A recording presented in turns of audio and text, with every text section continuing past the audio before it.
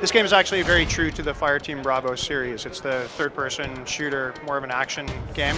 We're staying really true to the base concept, the base controls, although we've done a little bit of upgrade here, try to make it really accessible for users, but also kept the sort of inherent complexity and the power that gives the player for the hardcore Socom fans. And then also added the element of stealthy gameplay if you want to be in there. The environments are pretty wide open for you to path your way through the way that you want to and solve some puzzles in there. So it should give people a really good experience, but still feel like a FireTeam Bravo game.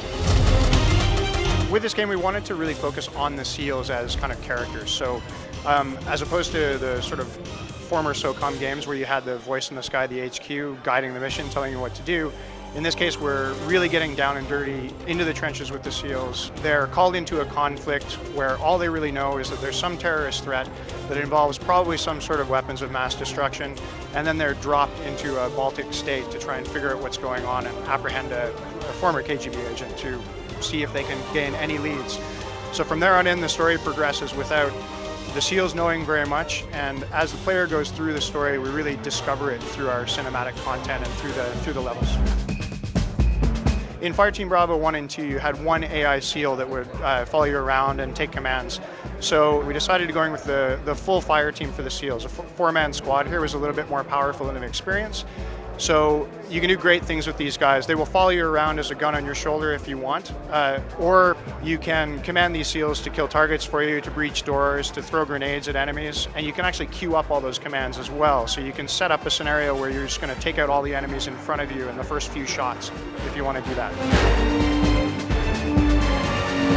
Generally with the gameplay, I think the cinematic content is something that we really were interested in pushing for this. So we're going through the process of capturing motion capture, and we use a lot of retired SEALs to do that, to really get the authentic feel on the ground with the SEALs.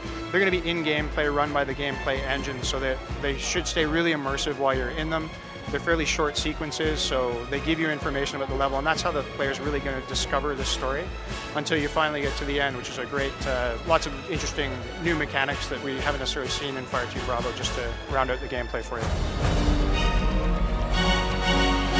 As you play through the campaign, you'll unlock the different levels, and once you have finished a level, it will unlock the ability for you to create custom missions within that environment. So you'll be able to select stuff like intel objectives or a demolition objective, and then we'll spawn those in the world for you. You can select enemy densities and basically vary the level of difficulty with the whole thing.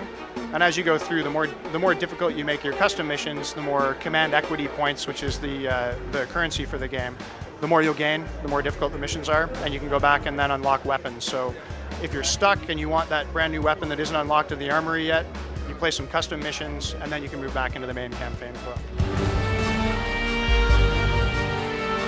We have lots of cool weapons. There's actually pushing 70 different weapons in this game, so they're too numerous to mention. I think the key thing to mention about weapons, though, is the customization system for the weapons. Like the previous Socom games, you can add attachments to your weapons. We added a fourth attachment slot for this game, so you can do scopes, and you can do underbarrel grenade launchers, and you can do suppressors, and you can do weapon lasers on the barrel. Well, we're doing single player as one of the main focuses for sure. So you can play through the campaign, and well, 9 missions in fact, actually, with a tutorial. And definitely that's the core of the story content. We do have a bunch of multiplayer stuff. We're sort of following in the footsteps of FireTeam Bravo 2 to do that as well, but we're also adding some extra cool stuff, which we're talking about a little bit later. So I can't give you all the info on that right now, but definitely it's going to be a very strong multiplayer process. And we're looking forward to having it out sometime before Christmas this year, 2009.